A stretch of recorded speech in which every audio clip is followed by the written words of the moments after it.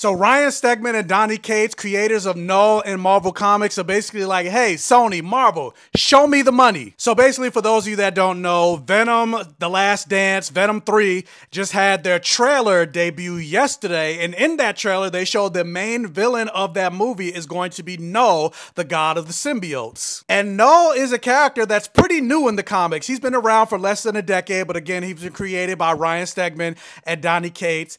And we mostly know him as his portrayal in the King in Black storyline in Venom, which was a major Marvel Comics event that I believe happened in like 2021. And they also kind of teased Null in the MCU as well, because that all-black Necro sword that Gore the God Butcher used in Thor Love and Thunder, that's Null's sword. And so they came out on Twitter and basically said they had no idea that their character was going to be used in the Venom movie, and they found out with everybody else once the trailer was released yesterday. Basically, they're saying they haven't really been paid for their character showing up in Venom 3. Like, Donny Cates, who was the writer, released this tweet saying like, money, LOL. Ryan Stegman, the artist, said, yes, I did co-create Null. No, I didn't know until today that he was going to be in Venom, The Last Dance. And yes, I do expect to finally be able to afford that lazy river moat around my house. And this kind of goes back to a video that I did a couple weeks ago when it was announced that Robert Downey Jr. was being paid $100 million to appear in Avengers Doomsday and Avengers Secret Wars. And I'm like, that's more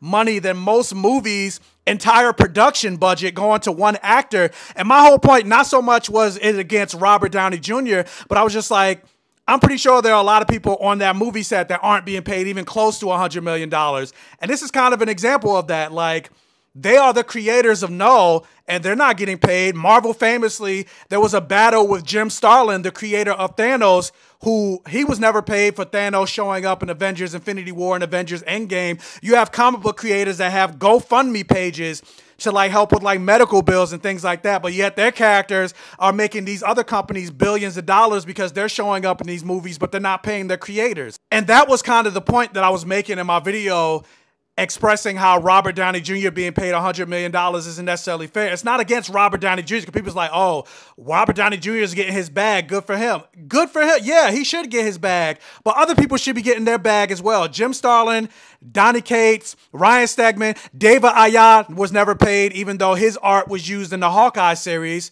Matt Fraction, who wrote the Hawkeye series, who put Hawkeye on the map. Nobody cared about Hawkeye until that Hawkeye series came out. Having these characters appear in your movies and TV shows, pay these comic book writers and artists. That's basically the point, because they wouldn't exist if it wasn't for them.